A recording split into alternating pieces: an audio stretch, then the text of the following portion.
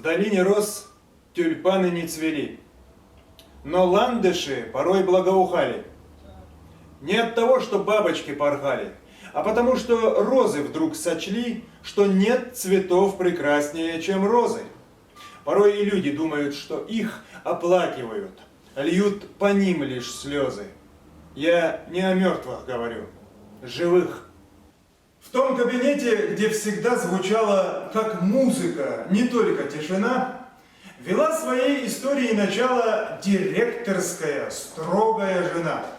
Казалось бы, любил ее супруг, и счастья в их семье всегда хватает. Но в том же кабинете молча друг директора чай-кофе выпивает. Тюльпаны, к счастью, нравятся не всем, поэтому за них так редко бьются. Их не хотят срывать, и к ним не рвутся, а розы рвут. Подумайте, зачем? Поэтому, наверное, и вянут в долине роз печальные тюльпаны. Лишь ландыши прекрасно понимают, что розы цену на себя сбивают. Сдержаться друг не смог. В один из дней супруге друга своего признался, что никогда так сильно не влюблялся, и что готов жениться он на ней, не думая, коли разведется так. Ответ был прост. Я выйду лишь тогда, когда мой муж умрет. Ну, если вдруг. Иначе никогда, мой милый друг. Есть красота в цветах, давно известно. Иначе было бы неинтересно порхать над ними бабочкам, рискуя. Ведь птицы тоже все отлично чуют. Коль бабочка кружится над цветком, она рискует слиться с червяком. Нет, не живым. И бабочка туда же. Порой и люди поступают так же. Директор человеком был хорошим и вроде оставался до конца. Но заимевший друга подлеца тяжелую взвалил на плечи ношу. Как только видел тот его, так сразу желал директору болеть проказой, смертельною болезнью заболеть и поскорей как можно умереть.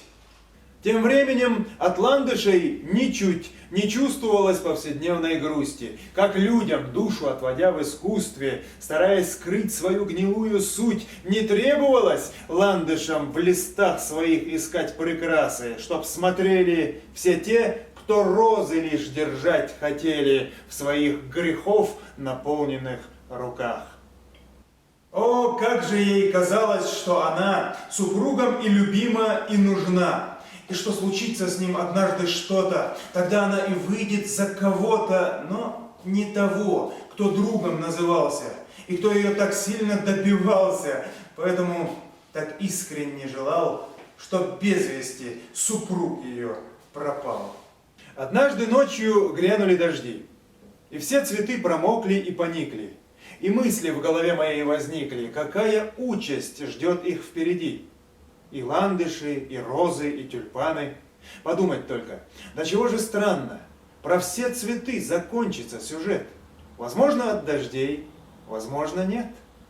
История сюжета такова, что и супруг услышал те слова, которые жена произносила, когда второго подождать просила, до смерти мужа.